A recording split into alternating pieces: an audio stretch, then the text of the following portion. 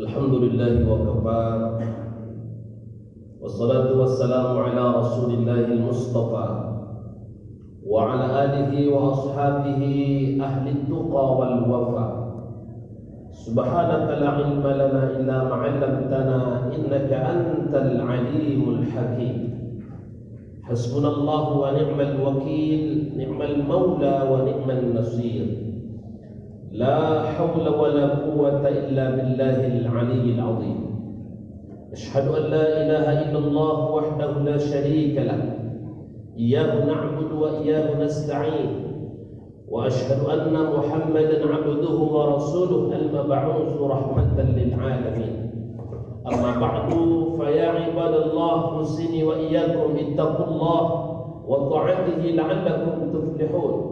يا أيها الذين آمنوا اتقوا الله وقولوا قولا سديدا يصلح لكم أعمالكم ويغفر لكم ذنوبكم ومن يطع الله ورسوله فقد فاز فوزا عظيما. قال الله تبارك وتعالى في آيات القرآن وهو أصدق القائلين: أعوذ بالله السميع العليم من الشيطان الرجيم. بسم الله الرحمن الرحيم. إنا عرضنا على السماوات والأرض والجبال فأبين أن يحملنها وأشفقن منها وحملها الإنسان إنه كان ظلوما جهولا. ليعذب الله المنافقين والمنافقات والمشركين والمشركات ويتوب الله على المؤمنين والمؤمنات وكان الله غفورا رحيما. Sadaqallahul adzim. Jamaah salat Jumat rahimakumullah. Mari kita senantiasa memperbanyak untuk menghadirkan rasa syukur kepada Allah, menghadirkan dalam hati dan mengaplikasikan dalam kehidupan kita ketundukan dan kepatuhan kita sebagai wujud daripada nilai syukur kita kepada Allah atas segala limpahan nikmat yang sangat begitu besar, limpahan nikmat yang sangat begitu banyak, sehingga kemudian kita tidak mampu menghitung nikmat yang diberikan Allah kepada kita. Wa in ta'uddu ni'matallahi la tuhsuha. Apabila kamu menghitung nikmatnya, maka kamu tak mampu menghitungnya. Untuk kemudian kita jadikan nikmat itu di jalan yang diridhai oleh Allah, agar kemudian Allah Subhanahu wa ta'ala memberikan nikmat yang lebih baik daripada sebelumnya, dan kita jadikan agar kita termasuk menjadi hamba-hamba yang bersyukur. Walau kemudian orang-orang yang bersyukur itu disebutkan dalam Quran qalil, bukan katsir, qalil, hanya sedikit di antara mereka yang bersyukur. Mudah-mudahan golongan yang sedikit adalah golongan yang kita ikut di dalamnya. Semoga Allah Subhanahu wa ta'ala mengistiqomahkan diri kita di jalannya, dan mudah-mudahan dengan nikmat itu menghantarkan kita menuju ke surga. Amin ya rabbal alamin. Salawat dan salam kita haturkan keharbaan Nabi besar Muhammad sallallahu alaihi wasallam. Allahumma salli ala Muhammad wa ala ali Muhammad. Assalamu alayka ya Rasulullah. Kita perbanyak salawat dalam kehidupan kita. Salawat tidak hanya kita baca di saat salat. Salawat kita baca bukan hanya sebagai penghantar doa kita kepada Allah. Salawat kita baca bukan hanya di saat kita menjelang tidur, tetapi salawat menjadi zikir kehidupan kita sehari-hari. Karena dengan satu ucapan salawat dijanjikan oleh Rasulullah SAW dalam hadisnya, "Man shalla alayya salatan," siapa di antara umatku yang sekali berselawat kepadaku, sallallahu alaihi asyara biha, maka Allah akan membalasnya dengan 10 kebaikan. Wa huttat lahu asyra, Allah akan menghapuskan 10 keburukannya. Wa rufi'a lahu darajatin asyra, maka Allah akan mengangkat derajatnya 10 kali lipat. Dan orang-orang yang paling dekat denganku, orang-orang yang duduknya dekat denganku nanti di surga, kata beliau, adalah di antara umatku yang paling banyak berselawat kepadaku. Orang-orang yang tak suka berselawat, orang-orang yang malas berselawat, bahkan ketika dia mendengar nama Muhammad disebut, tetapi kemudian dia tak mau berselawat kepada Rasulullah, maka didoakan oleh malaikat Jibril alaihi salam, "Ragima anfu rajulin," celaka setiap umatmu Nabi Muhammad celaka setiap umat Muhammad kata Jibril, siapa dia? Dzukirat indahu falam yusalli alaika, di antara umatmu yang mendengar namamu disebut falam yusalli alaika, tetapi kemudian dia tak bersalawat kepadamu. Maka hadirin jamaah Jumat rahimakumullah, hiasi hidup kita dengan memperbanyak bersalawat kepadanya. Mudah-mudahan kita mendapatkan syafaatnya. Amin ya rabbal alamin.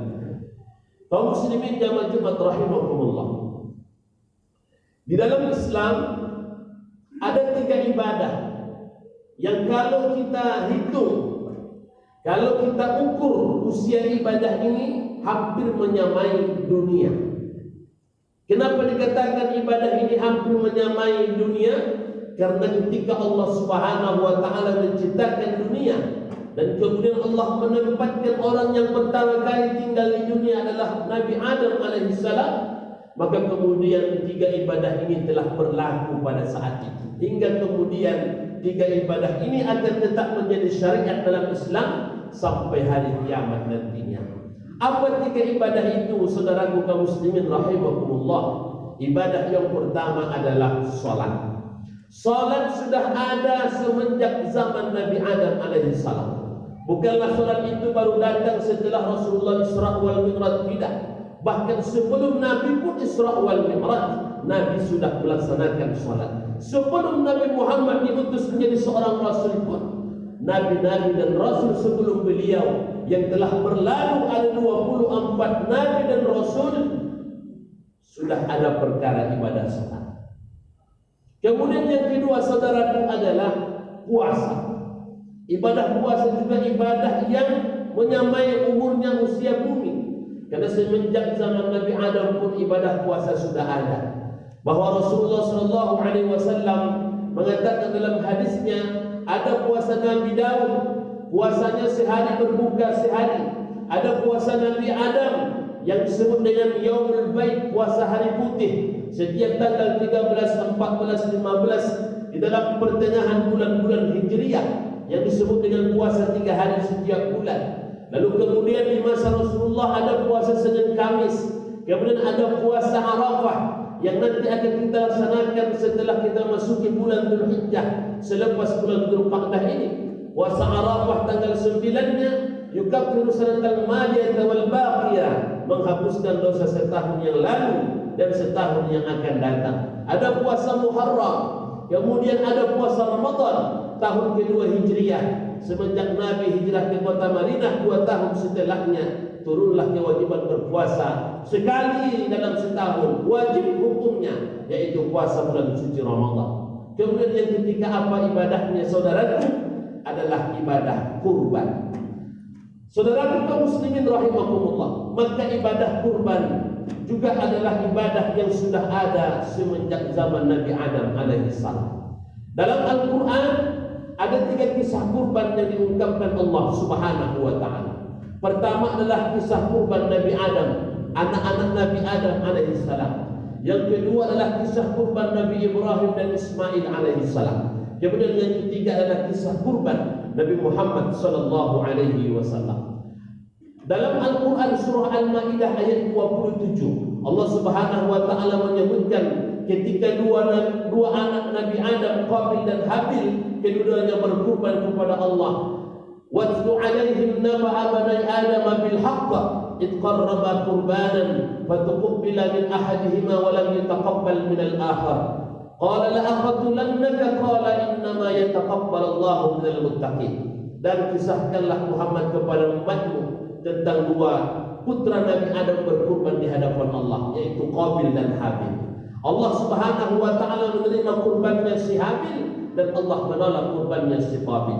Kenapa demikian? Karena si Habil dia berkurban atas dasar ketakwaan, keikhlasan, mendapatkan ridhonya Allah. Sementara si Qabil dia berkurban untuk kemudian tidak didasari dengan ketakwaan, dan yang dia persembahkan adalah kurban yang paling buruk. Oleh karena itu saudara kaum muslimin rahimakumullah, dari ayat ini kita mendapatkan satu pelajaran yang penting tentang kurban. Apa itu? bahwa harta yang kita kurbankan, uang yang kita berikan untuk menjadi peserta kurban tahun ini, pastikan uang itu, harta yang halal. Uang yang halal bukan diperoleh dari yang haram, bukan diperoleh daripada yang batil, bukan diperoleh daripada yang menipu, tipu muslihat, kemudian daripada jalan-jalan yang dilarang dalam Islam. Karena setiap kurban yang dipersembahkan yang datang daripada hal yang haram, yang datang daripada yang batil, maka Allah Subhanahu wa ta'ala akan menolak kurbannya. Berapa banyak orang hari ini berpendapat uang korupsi jadikan untuk menjadi kurban, uang riba jadikan untuk menjadi kurban. Na'udzubillah min dzalik. Sesuatu harta yang dipersembahkan apabila tidak baik, apalagi untuk kurban. Qabil telah menjadi pelajaran dalam kehidupan kita. Allah menolak seluruh daripada kurbannya si Qabil. Kenapa? Karena harta yang dia korbankan dari yang tidak baik. Kemudian yang kedua, berlanjut kurban di masa Nabi Ibrahim. Ketika Allah Subhanahu wa ta'ala memerintahkan Ibrahim untuk mengorbankan anaknya Ismail alaihi salam. Kemudian setelah itu berlanjut dalam Quran surah Al-Kautsar ayat 1 sampai 3. Inilah perintah yang ditegaskan kepada Rasulullah dan umat Nabi Muhammad sallallahu alaihi wasallam, "Inna a'tainakal kautsar fashalli li rabbika wanhar." Sesungguhnya kami telah berikan nikmat yang banyak kepadamu, maka dirikanlah salat dan berkurbanlah. Saudara kita muslimin jamaah Jumat rahimakumullah, siapakah orang yang berkorban? Menurut Imam Hanafi, orang yang berkorban adalah orang-orang yang apabila memiliki harta senilai zakat nisab harta, yaitu 85 gram emas. Apabila saudaraku mempunyai harta senilai 85 gram emas dan harta itu utuh, bukan untuk bayar hutang, bukan untuk biaya pokok kehidupan, bukan untuk biaya pendidikan anak, tapi harta itu utuh kita simpan, maka kita wajib berkurban menurut mazhab Imam Hanafi.